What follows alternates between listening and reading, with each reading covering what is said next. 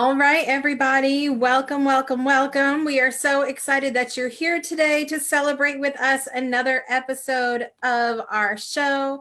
Come on in, get comfortable. We are so thankful because you could be anywhere in the world, and we are honored that you are here celebrating with us another episode today, this fabulous Friday before Halloween next week. So I've got my little devil horns on at the the moment too, and I know Donna's got her I witch got my earrings witchy on. hat on. Show everybody your witch earrings. I'm Yeah. a witchy. You're the devil, I'm the witch. Right. That's right. We're trouble here today.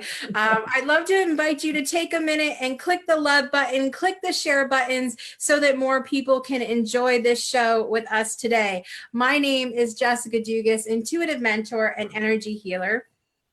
And my name is Donna Brown, and I'm holistic wellness practitioner. And this is the breakthrough. It's the spiritual view for your soul and mind, where we dig deep on today's spiritual hot topics and inspire you with stories of those breakthrough moments that change our lives. So I have a question for you guys. If you are watching live or on the replay, I'd love for you to comment down below right now and tell me how many of you have ever felt like running away.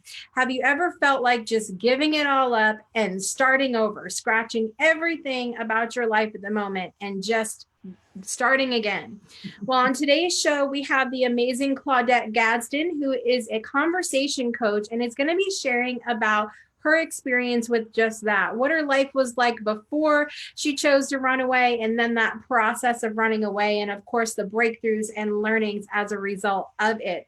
But of course, we've got to get started with today's hot topic first, which means it's time to welcome our panelists today. Usually we've got a couple. Today we've got one.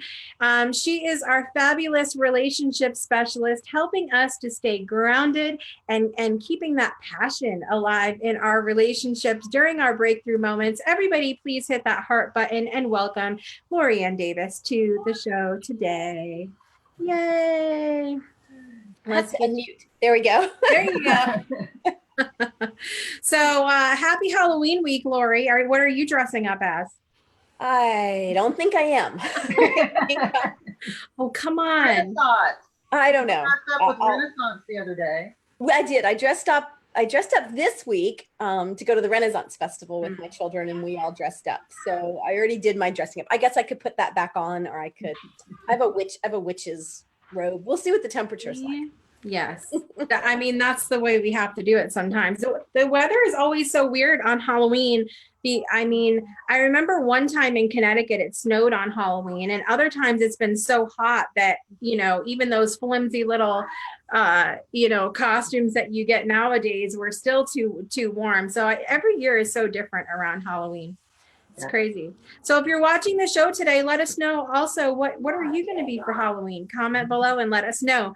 So we need to get to our hot topics today. Donna, what are we chatting about? Well, today we're going to chat about discomfort, to back off or lean in. So that moment in your life with that discomfort that you're feeling, it's a sign that it's time to grow, to level up, to shift towards something bigger.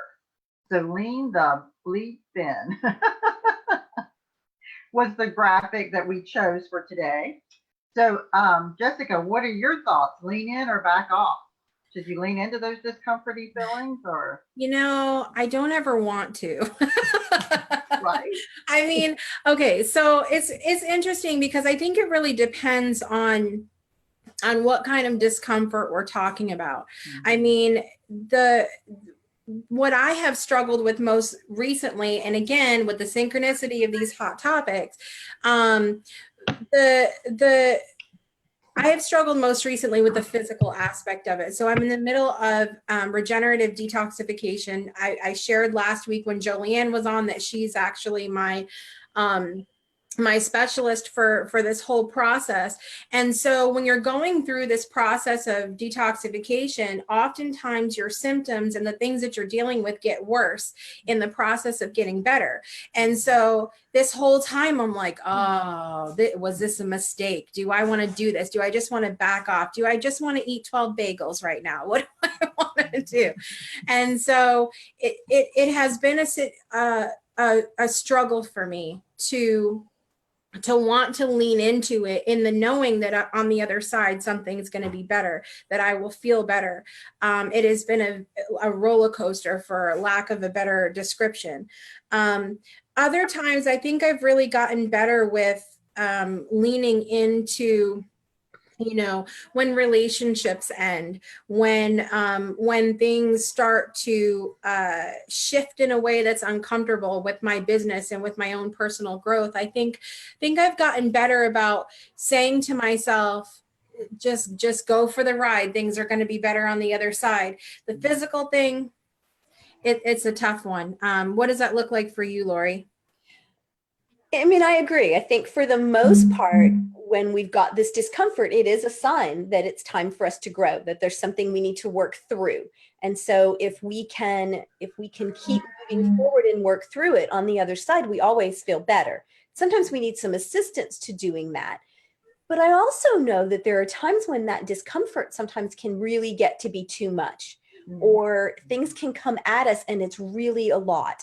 And by leaning in, we can get ourselves into a place where we're not thinking clearly, and we can't really process what we need to process to get to the other side. And, my fire going, let's plow through everything energy, I have had to learn in my life and with my clients sometimes it's okay to back off just a little. And there's a difference, I think, between burying your head in the sand and not addressing it at all, and still embracing the change, but maybe backing off a little so that you can get through it with a little bit more ease. When we go through things, that growth doesn't always have to be so painful. We can ask for it. This was a lesson I learned way back when I was going through a lot of spiritual growth. And somebody said, you can ask for it to come in ways that you can handle it more easily or easier. And so I think I will do that with my clients every now and then and say, maybe we can back off just a tiny bit. What's the one small piece we can attack? I can't talk today. I've been going way too much this morning. But what's that one small piece that we can deal with? And once you have some success with that, now you want to take the next step. But sometimes tackling too much too soon can almost have the opposite effect of what you want. Well, and I think it can be very purposeful, the idea of stepping back a little bit, or tying into today's show, even the running away. I know there's a lot of people that may not understand that. Some people may look at this stepping back and running away as a weakness, as a way of avoiding things, but it can be very intentional.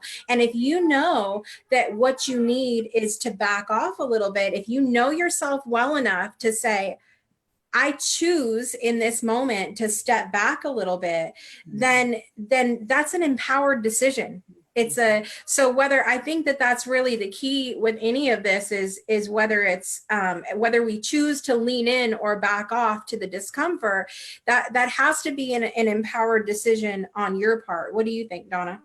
Yeah, I agree. I was just sitting here thinking that, and also to realize that you're doing it because you're in an emotionally overloaded state, and not get in the past, when I started going through and I started working with my clients with this, my clients and I, and myself included, I also noticed that we would get in that backed off moment, but we kind of would stay there. It was like we did that extra shove because the memories are still there of how yucky it was, whether it was a heavy detox or emotional stuff going on in your life. So I totally agree. It's just knowing yourself well enough to know when to push yourself out and go, okay, I've gotten through this. Now I'm ready for the next. Like I tell my clients, if we heal in an onion layer, so we heal one onion, one strip of that onion, and then the next layer comes.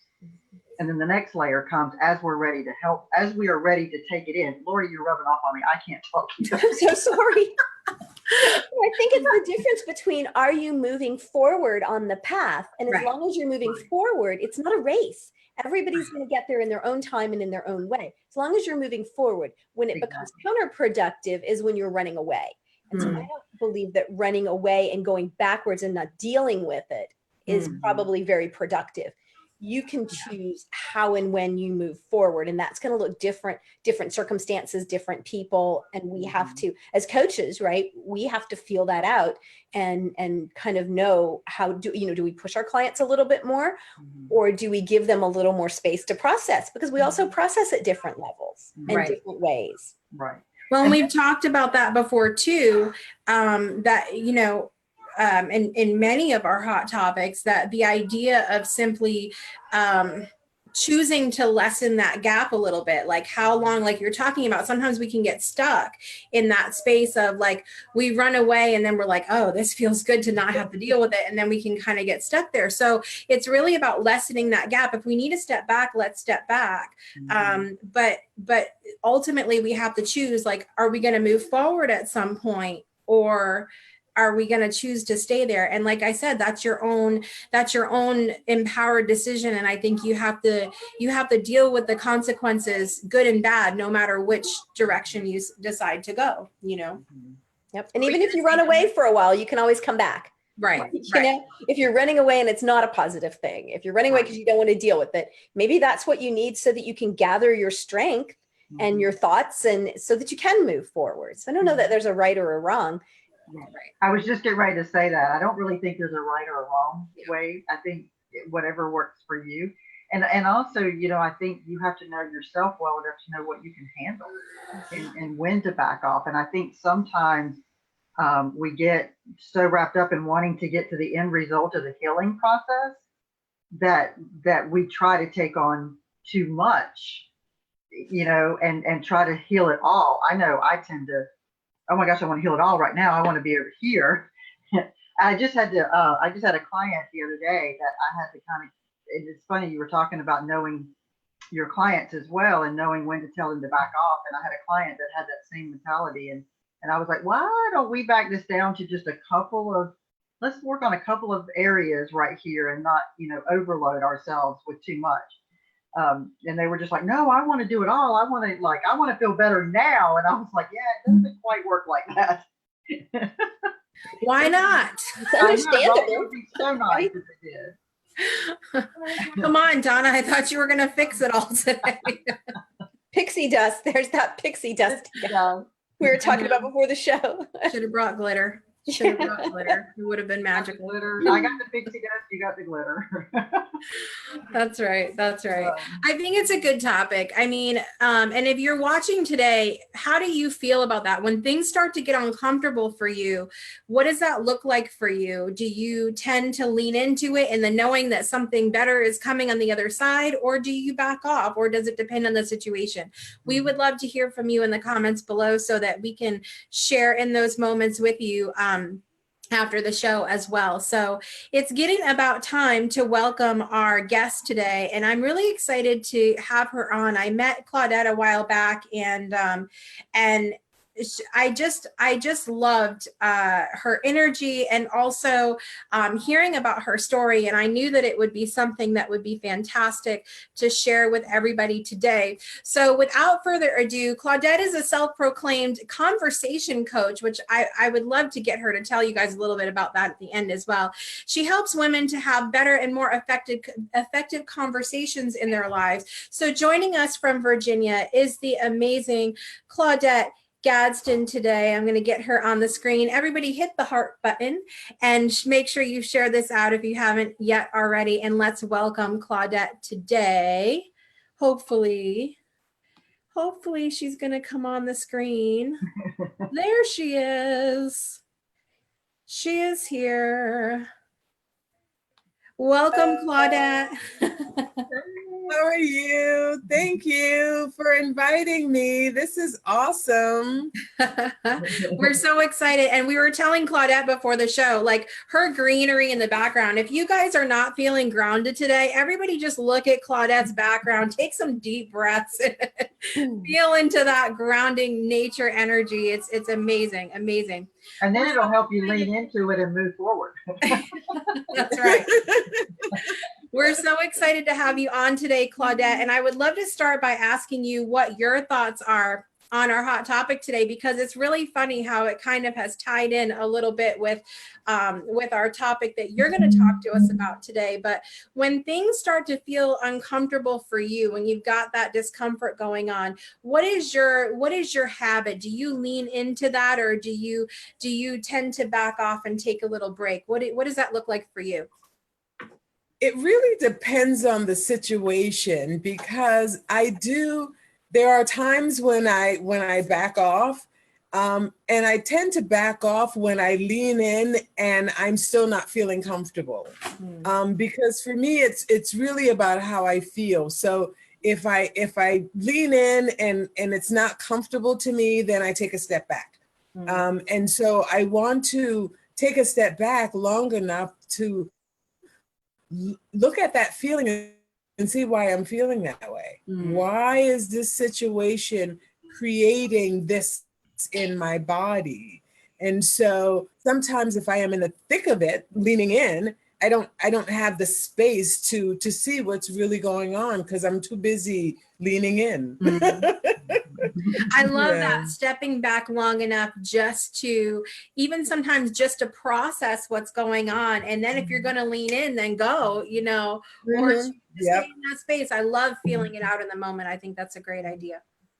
I think that's a good thing. So you're going to talk to us today about your breakthrough moment that you experienced with running away in your life. And I think so many people have felt that before, to where they feel like they either need to just start over, or they it's too much for them in dealing with what they're dealing with, or maybe they just need a change of scenery. So I think that this is going to hit home for a lot of people. But if you will start out sharing with us just what things were like for you before you made that decision to run away. Okay. And so I'm going to start at the end and then go back to the beginning. Sure. I'm going to start at the end by saying that what I have learned from that time to this is that I can run away mentally, that I don't have to always run away physically, because sometimes you're not able to do that. And so then how do I get my sense of self and my sense of being if I am not able to physically run away? So now to go back to your original question, the time that comes to mind is the end of my first marriage. And I felt like it was just too much going on. There were too many emotions involved. I had a young daughter, and I was on the verge, like, okay, so what do I do? Because I've invested all of my time and my energy and my love into this relationship. And so then when things didn't work out, I really didn't know what to do with that. I didn't know how to handle it. And so because I didn't know how to handle it, the best thing that I could think to do was to run away. And it just so happens that I worked for a company at the time that had offices around the world. And so I was able to run away to Japan. And so I understand everyone's not able to do that. I understand. I was just in that moment blessed by the angels to say, if you need to run away, if this is what you need in this moment to grow into the amazing you, then we're going to give that to you. Because I believe in my heart of hearts that the universe always says yes, always. And so our question is to figure out what it is that we're asking the universe to say yes to.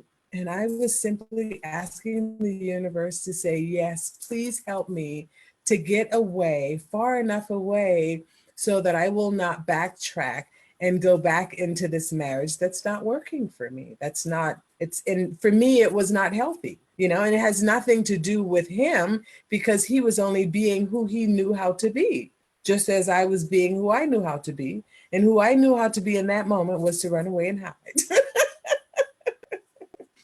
And let me just, I just love that. Can I just have everybody that's watching, whether you're on live or on the replay, put in that comment section, the universe always says yes. Let's just put that out there, because I believe, not everybody, you're right, has that opportunity come up where they could just run away to Japan, but I would love for the opportunity to come up where I could just run away to Italy right now. So let's just put that out there. Let's just put that out there. Well, you put it out there, so, and you put it out there on live. So, hey, it's got to happen now, right? That's it. That's it. Absolutely. And put in there that I'm Absolutely. coming with you, please. Yeah. I'll put all of you in the suitcase. Thank all you. of you in the suitcase. Yeah, I'm little. Yeah. All right. So, what are some of the things that you were, or some of the feelings that you were experiencing that maybe told you that this was the time for you to go, not to wait any longer, not to, put it off, but what are some of maybe the signs that you saw that, because I think that sometimes, people feel the calling, like I said, to start over or to run away, but they're not they question it. They're not really sure if that's the right time. What are some of the things that maybe tipped you off that it was time? The first thing was that I was extremely unhappy. Like, why was I so unhappy? In my opinion, if you are married, you are supposed to be happy. You should be happy. And so if I am in a marriage or in a relationship where I am not happy, that's the first sign that there is something wrong with that. And there came a time when I was crying all the time. And I got a phone call from one of my aunties, and she asked me, why was I crying? And I explained to her why I was crying and that I had decided that I no longer wanted to be with him. And so in that moment, we were separated. And she said to me, go find him and bring him home. And I said, excuse me, I don't want to do this. I don't want to be with him. And she said, listen, she said, I want you to go find him and I want you to bring him home, because if you were ready for him to go, you would not be crying. And I had to think about that for a moment. Like, why am I really crying? I'm crying because I wasn't ready for it to end. Even though I was experiencing discomfort and unhappiness, I still didn't want it to end. And so I did what she said. I went and got him and brought him back home. And then after a little while, I realized that it really wasn't going to work. And so when I came to that realization that it really wasn't going to work and I said goodbye, I have not from that day to this shed a tear about it. And so that's how I knew. That's really powerful. I mean, that is very powerful, and very good feedback from your aunt too, because that gave Yes. you time to really lean into it, as we talked in the hot topic, and move forward, or figure out when it was time for you to move forward. So I think that is very, very powerful. I actually like that. I wrote it down because I was like, oh, I really like that. So, I'm just so stuck on how powerful it is that I don't even have a question for you at this moment. but I do.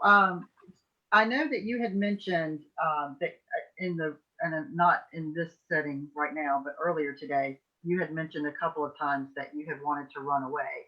So I know you were talking about your husband being your first one. Was your second time you wanted that to happen? Was it kind of were the emotions kind of along the same lines, or did you notice that the emotions were different at that point? Does that make sense?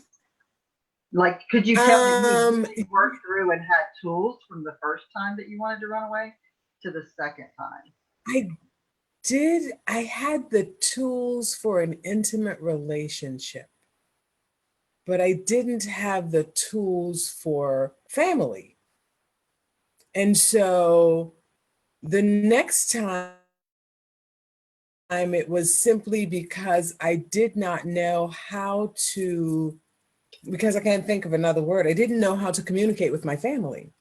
And so because I didn't know how to communicate with them, there was a lot of pain in my heart because I couldn't, in my mind, I couldn't tell them that my feelings were hurt or that they were hurting me, because then I would hurt them. And so then how do I reconcile with that? And how I didn't know how to love them where they were. I had to go away to learn how to love them right where they were, exactly how they were all the time, regardless. I had to go away to learn that, because they were no longer in my face. And this was no longer such a personal thing, because I wasn't there with them. And because I was away, I could kind of not ignore it, but I could set it aside until I was in the space to deal with it, rather than being there when it's up close and personal and I have to respond right away. That leads into what I was thinking perfectly of asking you. Sometimes when people leave a circumstance and they run away from that, what they do is they just stay for a little bit and then they get right back into another similar circumstance, right? Obviously, for you use that time away to do some learning, so what was it that motivated you, I guess, to do something positive with that running away, or after you ran away, to turn that into something positive, as opposed to just sort of feeling comfortable where you were until you sort of started the same pattern again? I think that it was the total pain and discomfort in both situations that I knew without a shadow of a doubt I did not want to repeat. It's like Iyanla Vanzant wrote a book titled Faith in the Valley, or Lessons in the Valley, or something to that effect. And it talked about how life is about peaks and valleys. And when we go to the valley, we go to learn a lesson. And if we don't learn that lesson, we come back to that valley again until we learn that lesson. And we continue to come back. And for me, it's like, I don't want to go back to that valley. And so because I knew that I didn't want to go back to that valley, then what do I do to ensure that never happens? And so for the first one, for my marriage, it's like, for a long time, it was like, don't get married again. That's how you don't go back to that valley, And so then it's like, okay, so then I got remarried and I went back to the valley again. It's like, how did this happen? But, it's all in, like, because I was focused on not going there, it was easier, I think, for me to recognize that this was not where I wanted to be, and it was less painful, because I knew that this is not where I wanted to be. And so then, okay, this is not where you want to be. This is not what you want to feel. How do you change that? And so the thing that came to my mind was, the way that I change that right now is to say, I no longer want to be married to you. So I called my husband up and said, we need to talk. I've decided that I no longer want to be married to you. You're a great guy, just not great for me in my life, in this space in my life. And, there are things that you want to do, and there are things that I want to do. And right now, they no longer come together. But it doesn't mean that I love you any less than the day that I said I do. I just know that this is not for me. And so let's do something differently. And so we did that, and we're cool with that. I love that you took responsibility. So instead of just putting the discomfort off on other people, you went within and you took some responsibility, which then allowed you to have the power to make changes. And I think that's important. So, Yeah. I think one of the things that I learned many years ago was to ask myself the question, what is my role in this? Whatever it is that's going on, what is my role in this? Because I have a role. And what's really interesting is that when I and it wasn't even like I learned this, it was more like I remembered this. Because I remember if I go back to my first marriage, I can remember sharing with that same auntie some things that were going on. And she said to me, will you allow that? You said that was okay. And I was like, what? I didn't say that. I would never say that. And she said, yes, you would. And you did. Okay, I'm confused. How did I do that, auntie? Because I never want to do that again. And she says, you tell people how to treat you. You tell them. And so when you say that what you are doing is okay, that means that you allow it to go on and on and on. And so you are saying that this is okay, that it is okay that you continue to hurt my feelings. It is okay that you take out my heart and step on it. It is okay that you do that. And I decided that that really was not okay. And so how then do I tell you or him or whoever, how do I tell you that that's not okay? And so then I found that in my life and in my practice, there are so many people, especially women, especially baby boomer women, who are in this space where they don't feel like their word is enough. They don't feel like their feelings are important. They don't feel like they should say this, because I can remember my grandmother saying, oh, just hush, baby, don't say anything, just hush. Well, when my grandmother died, I stopped hushing. Now you can't shut me up. I just want to tell it all. And I want other women to do the same thing. If you are bothered by something, then tell the person who is bothering you, and take some responsibility. Like, stop allowing people to do these things, or better yet, stop saying that these people are doing things to you when in fact you are allowing them to do this, or you are saying that it's okay. And so, yeah. And so, like I said, before, it's like we can't always run away, and if you are going to run away mentally or physically, run away to a place that allows you to be who you are, allows you to breathe, and just allow you to feel what you feel, because I think that that's also important too, that you recognize your feelings and why you are feeling this way. Have that conversation with yourself first. Why am I feeling like this? Why am I feeling like this? And you'll be so surprised when you ask yourself that question and you really think about it, like it's not even the reason that you thought it was. It's not, because I had to ask myself that question recently about someone, and it was like, why do you feel this way about them? Like, where did this come from?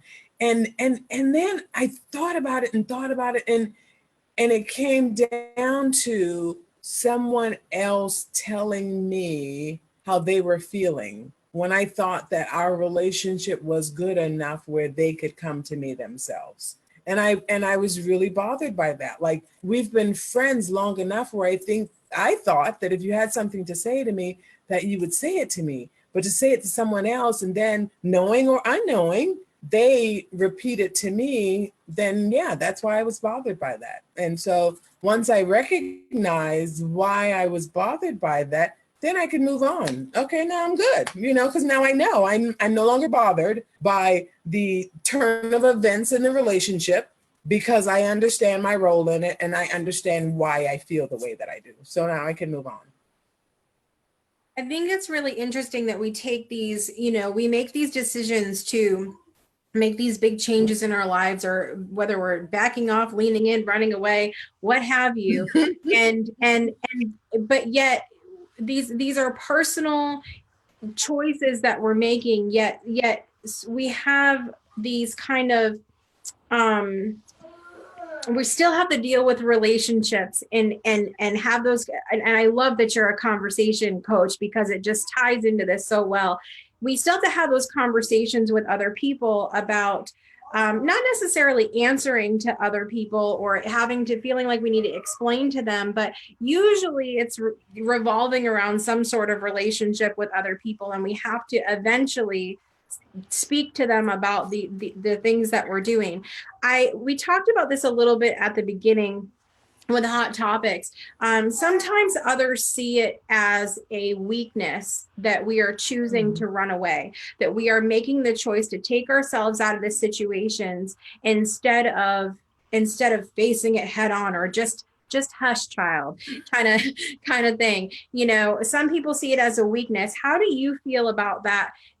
Being seen as a weakness, and do you feel like that in any circumstance that we owe someone an explanation for choosing to run away or change our situation? I believe that our first love should be ourselves. And so when I choose to run away, it is because I am choosing me. That's it. I'm choosing me. It doesn't have anything to do with anyone else in the situation or out of the situation. It's simply about me and my own survival. How do I survive this? And if in that moment, the only way that I can think to survive this is to run away, then know that I'm going to run away. And if you think that I'm weak, that's why I have a quote on my wall that says, never, ever let someone else's opinion of you become your opinion of yourself. Never. So if I need to run away from me, I'm going to run away. I'm just going to do that. Now, as far as the explanation, one of the things that I teach my clients is the joys of selfishness.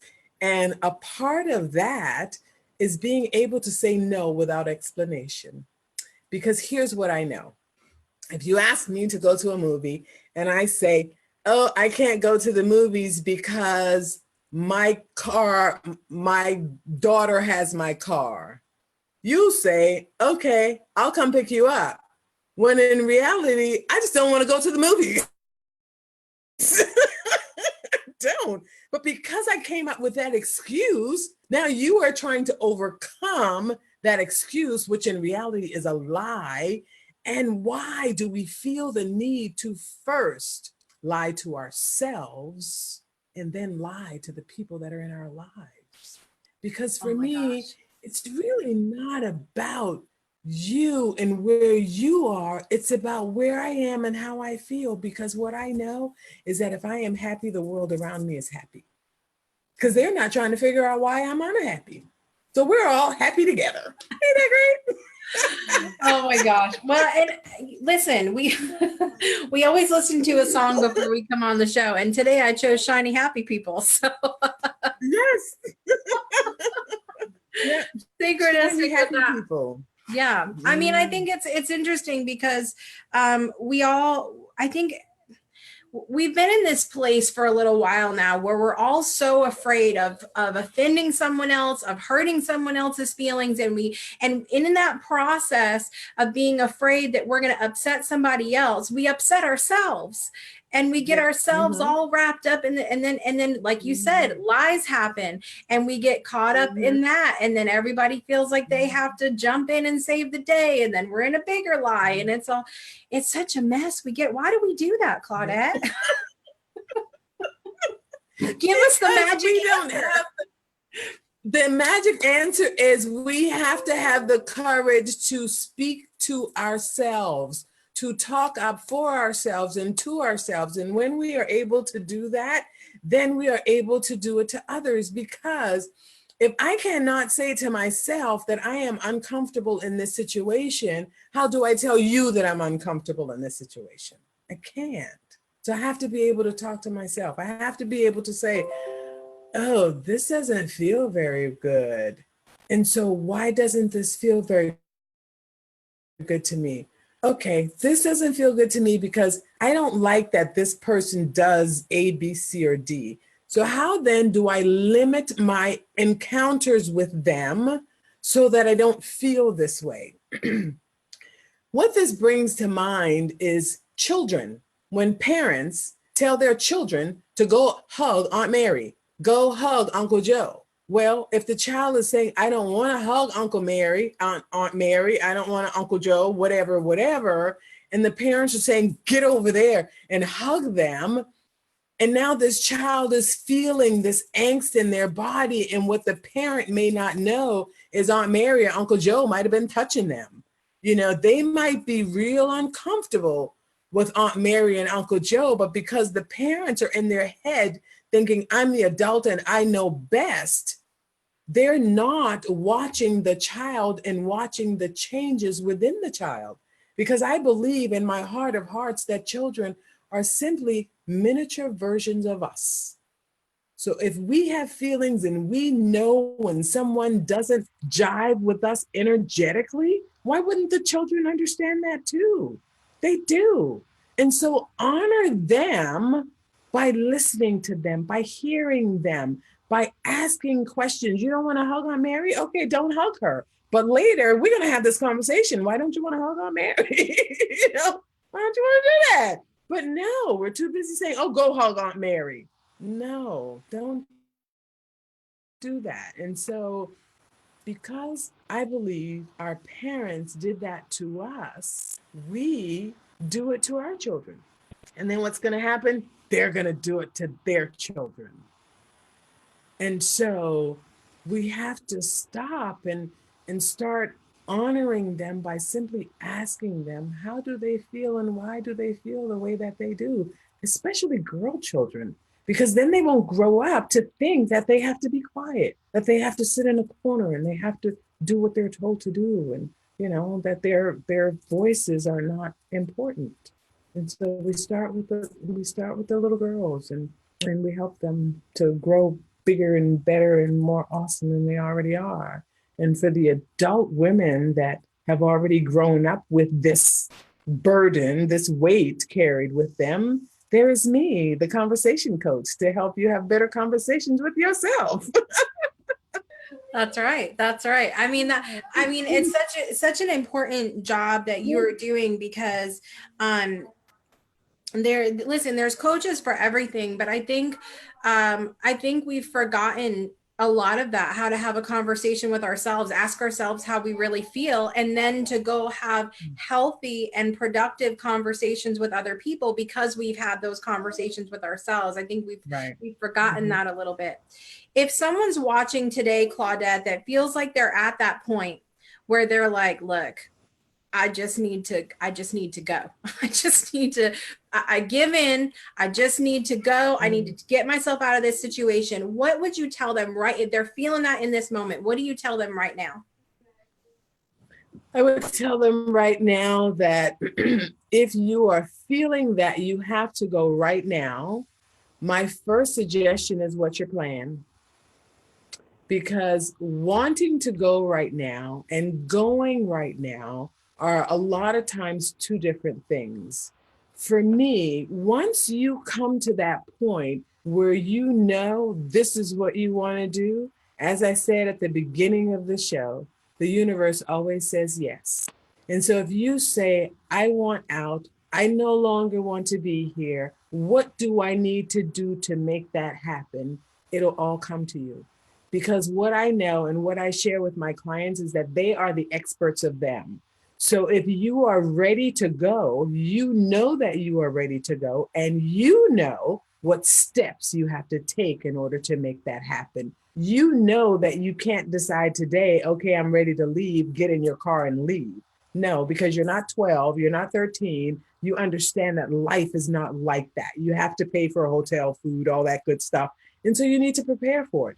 And so while you are preparing for it, think about all the things that you have to be grateful for in this moment, in this situation, because no matter what's happening, there is something to be grateful for. And when you are reminded of those things that you have to be grateful for, the universe gives you more things to be grateful for, such as the space, the energy, the resources, and everything that you need to move on. And that's my advice. That it's powerful. It's powerful. I mean, there's been so many little golden nuggets during this show today, you guys, that because like I said in the beginning, I don't think there's any one of us, whether you're watching the show now or 10 years from now, I don't think there's ever going to be anyone that doesn't ever get to that point where they feel like, I just can't do this anymore. I don't care if you are a coach. I don't care if you think you're the most spiritual person on the planet.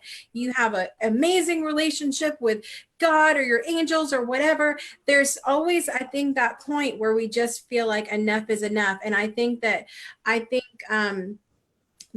everybody's going to be able to find something today that they can take home. And I'm so thankful that you've shared your experiences with us today, Claudette. Thank you. Thank you so much for having me. It's been great. Awesome. All right. Well, we're going to say goodbye to you for now, Claudette, but we're so appreciative that you were here and sharing with us. And we're just so thankful. There's so much good stuff today. So much good stuff. Thank you. All right, everybody. So I'm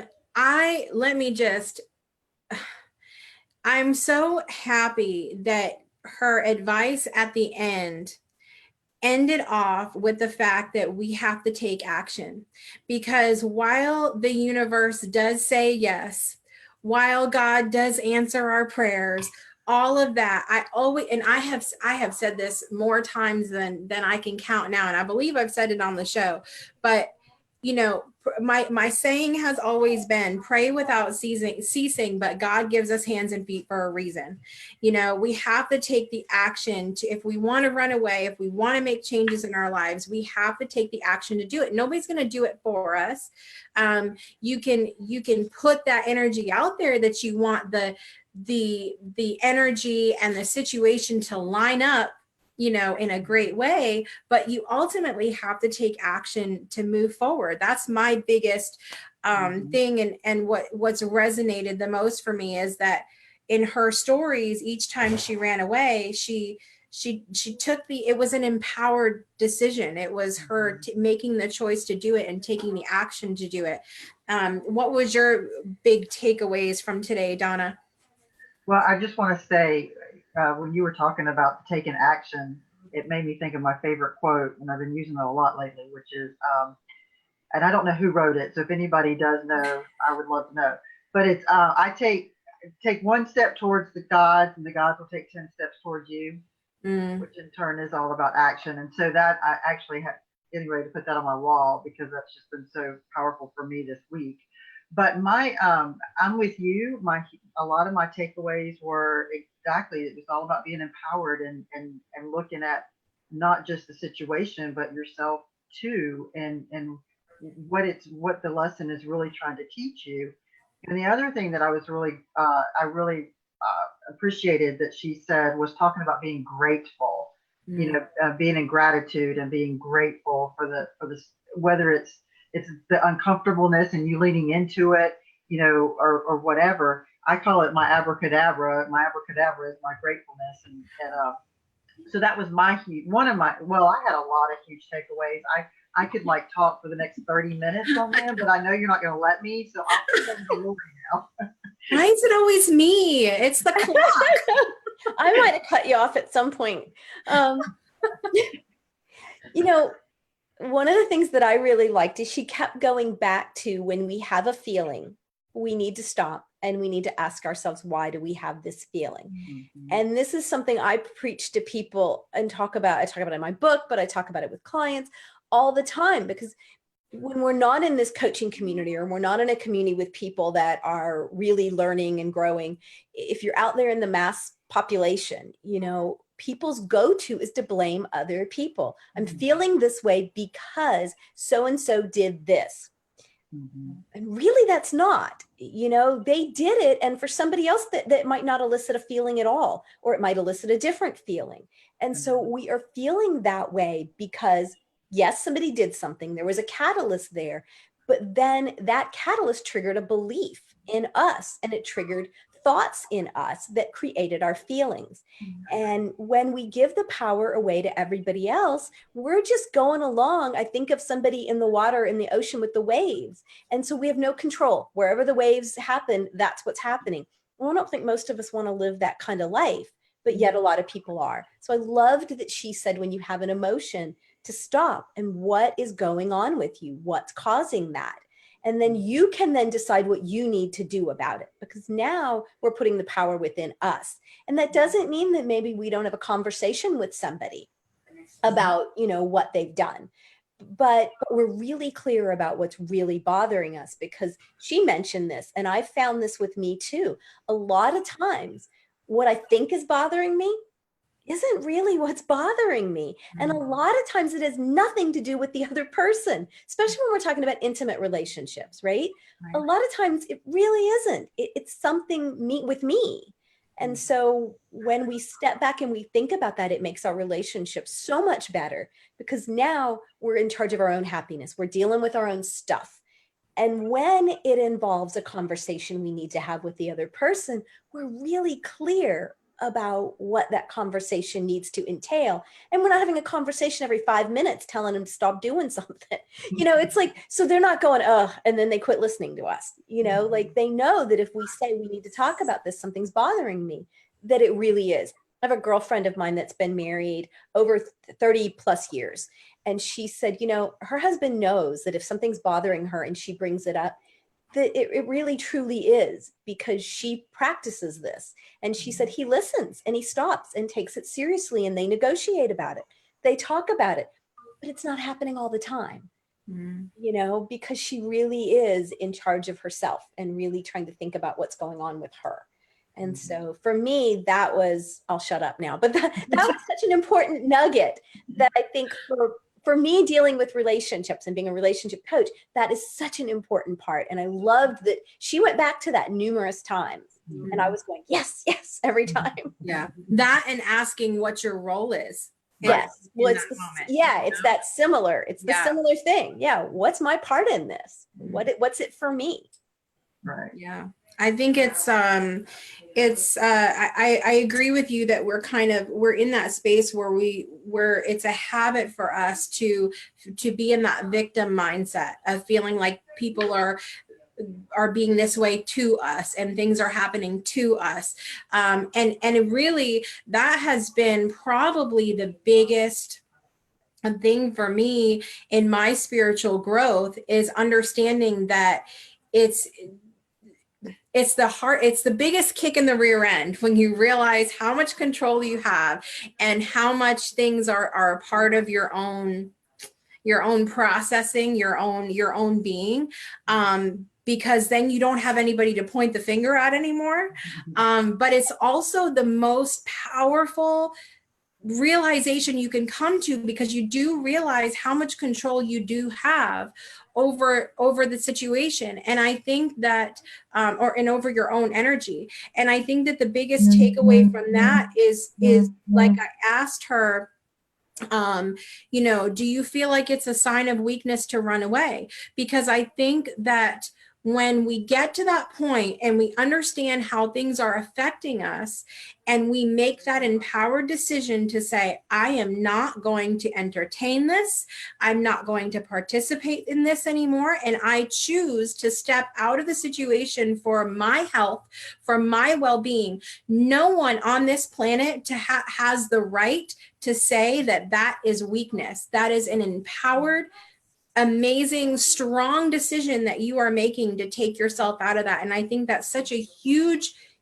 message, because it's really easy for people to say, well, you shouldn't take yourself out of that and you're just giving them power. And no, No, I don't believe that. And I think this show has been so synchronistic for me, if you can tell. Right now. And that's why people don't want to see that sometimes. If you're in the victim role, it makes it easier because then everybody else is doing something.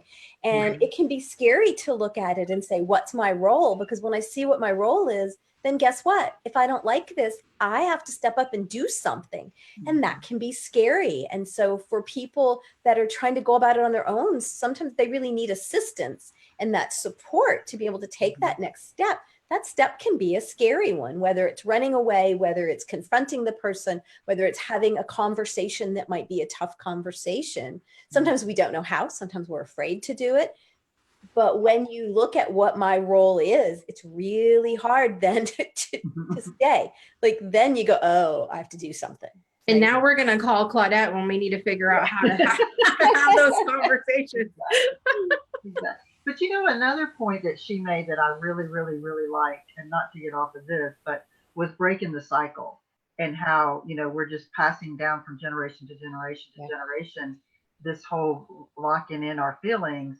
And I love that she talked about breaking that cycle, and especially starting with the little girls, because girls tend to be the ones that are the quiet ones to sit down, shut up, let the men talk, or kind of thing. So for me, that was another really strong, powerful thing, because I think that's what we all need to be doing now, is listening to the kids, because the kids are so powerful and so in tune to what is going on within themselves, so much more than us adults are sometimes. And they're going to see things so much quicker sometimes than we will. So I think that's another really important nugget to take away is, you know, start asking those questions with your children. Start asking, not in front of people, because I think sometimes people want to do that too. But after the fact, you know, when you get home, I love that she said, you know, why did you not want to hug Aunt Mary, and you know, what was going on there? So I think that's another very, very important thing. And I think we need to be the generation that's starting to break these cycles and starting to give the ownership back to the children and letting them say, this is what I'm feeling. Yeah. And not every kid is the same either. You know, not every kid is the same either. Right. I mean, that like, I laugh about this all the time because I have 6 children, and each of them, I act like it's surprising that they're all so incredibly different. But like one of my 4-year-old is extremely shy. She's just, she doesn't, you know, and of course here she comes now.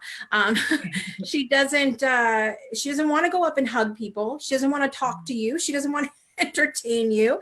And that's okay, because eventually, you know, maybe she'll get to where she does, but I'm not going to force her to, you know, to be to lean in to a situation that makes her feel that uncomfortable right now. I mean, she's 4. It's not going to. Right. I agree. And I think that's awesome. And I think by giving them that permission, we're showing that it is okay for them to have those feelings and to look at why they have those feelings. Because I know she's 4, so it's a little bit harder there. But as time goes on, you're asking more and more questions, and you're getting them to look at things. So then when they get to be my age or your age, or they have those tools already to know how to tap into their feelings. And I think that's really key too. It is. I mean, Bless you. Bless you. There's been, I thought I muted. I'm so sorry. I hit mute. I guess I didn't hit it enough. Sorry. Hey, listen, we are all people. We're human. I was just trying not to sneeze for everybody to hear. Just in case you didn't know, we are humans on this show here today. We are human. It's been such a good show. Like I said, I think there's so many amazing takeaways, both from our conversation with Claudette and our conversation in Hot Topics. And again, you know, synchronicity with the, you know, I'm not even going to say it today. We're going to start assuming. I mean, just know that for the rest of the episodes in this season, everything is going to be just beautifully synchronistic, just so you're aware. In case you're confused. Yes, right. But this brings us to the end of the show, and I want to thank Claudette Gadsden and, of course, our panelist, relationship specialist, Lori Ann Davis, and, of course, thanking all of you for being here today with us, whether you've been on live or on the replay. I encourage you to do a couple of things. Number one, continue leaving comments and questions in the video so that we can continue the party after the show. Have some fun commenting with you later. And also make sure you check the description of the video. We have links there to everybody that's on our show every single week. Make sure you connect with Claudette on her website, Instagram. I think her either Pinterest or Twitter link is there, one of the two. Anyway, all of her links are there, as well as links for Lori Ann, Donna, and myself. So make sure you connect with us in our communities, on our websites, because I can promise you there's lots of really good information available from everybody that has been involved with this show. So until next week, my name is Jessica Dugas, intuitive mentor and energy healer. And I'm Donna Brown, holistic wellness practitioner, and this has been The Breakthrough. Join us next week when we will be joined with our amazing and talented panelists, Mr. Jamad Kelly and Ms. Tara Abram, juicy conversation lady, along with our guest, Cindy Trost, when she'll be sharing her breakthrough moment of making cancer positive. Ooh, that'll be another really Talk good about synchronicity too, Yeah. because they just had the whole cancer thing out this week from Hay House too. I mean, just I can't. I know, right? It's crazy. So we look forward to seeing each and every one of you guys next week, same time, same place, 12 p.m. Central, 1 p.m. Eastern. See you next time. Bye for now. Bye, everybody.